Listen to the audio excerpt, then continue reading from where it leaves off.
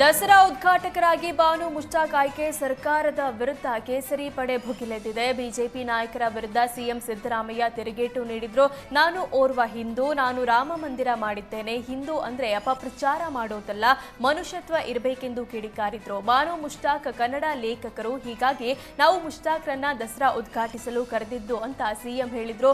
ಬಾನುಗೆ ಸಿಕ್ಕ ಗೌರವ ಎಷ್ಟು ಜನಕ್ಕೆ ಸಿಕ್ಕಿದೆ, ಹೀಗಾಗಿ ಗೌರವ ಕೊಟ್ಟಿದ್ದೇವೆ. ದಸರಾ ನಾಡ ಹಬ್ಬ ಅಲ್ವಾ, ಯಾರದ್ದೋ ಒಬ್ಬರದ್ದು ಅಂತ ಹೇಳೋಕೆ ಆಗಲ್ಲ ಅಂತ ಸಿಎಂ ಸಿದ್ದರಾಮಯ್ಯ ತಿಳಿಸಿದ್ರು.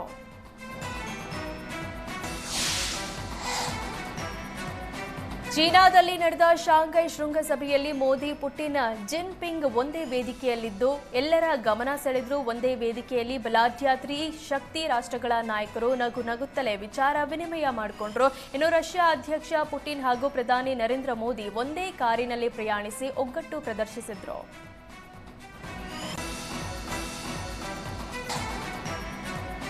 ಚೀನಾದಲ್ಲಿ ನಡೆದ ಶಾಂಘೈ ಶೃಂಗಸಭೆಯಲ್ಲಿ ಪಾಕಿಸ್ತಾನ ಪ್ರಧಾನಿಗೆ ತೀವ್ರ ಮುಖಭಂಗವಾಗಿದೆ. ಪಾಕ್ ಪ್ರಧಾನಿ ಶಹಬಾಜ್ ಶರೀಫ್ ಆಟಕ್ಕುಂಟು ಲೆಕ್ಕಕ್ಕಿಲ್ಲ ಎಂಬಂತೆ ಸಭೆಯಲ್ಲಿ ಇದ್ರು. ಶಹಬಾಜ್ ಶರೀಫ್ಗೆ ಪ್ರಧಾನಿ ನರೇಂದ್ರ ಮೋದಿ ಕ್ಯಾರೆ ಅನ್ನಲಿಲ್ಲ.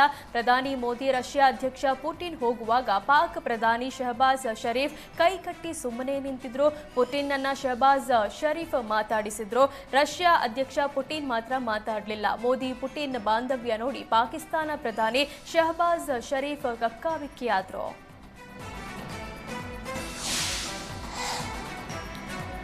ಚೀನಾದಲ್ಲಿ ನಡೆದ ಶಾಂಘೈ ಶೃಂಗಸಭೆಯಲ್ಲಿ ಪ್ರಧಾನಿ ಮೋದಿ ಭಯೋತ್ಪಾದನೆ, ಉಗ್ರವಾದದ ವಿರುದ್ಧ ಗುಡುಗಿದ್ರು. ಭಾರತ 4 ದಶಕಗಳಿಂದ ಭಯೋತ್ಪಾದನೆ ಎದುರಿಸುತ್ತಿದೆ, ಪಹಲ್ಗಾಮ್ನಲ್ಲಿ ಕರಾಳ ಮುಖ ಕಂಡಿದ್ದೇವೆ ಅಂತ ತಿಳಿಸಿದ್ರು. ದುಃಖದಲ್ಲಿ ನಮ್ಮೊಡನೆ ನಿಂತ ದೇಶಗಳಿಗೆ ಕೃತಜ್ಞತೆ ಸಲ್ಲಿಸಿದ್ರು.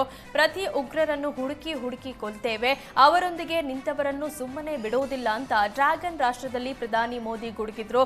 ಉಗ್ರವಾದದಿಂದ ಭಾರತವನ್ನ ಮಣಿಸಲಾಗುವುದಿಲ್ಲ ಅಂತ ಪಾಕ್ಗೆ ಮೋದಿ ಎಚ್ಚರಿಸಿದ್ರು.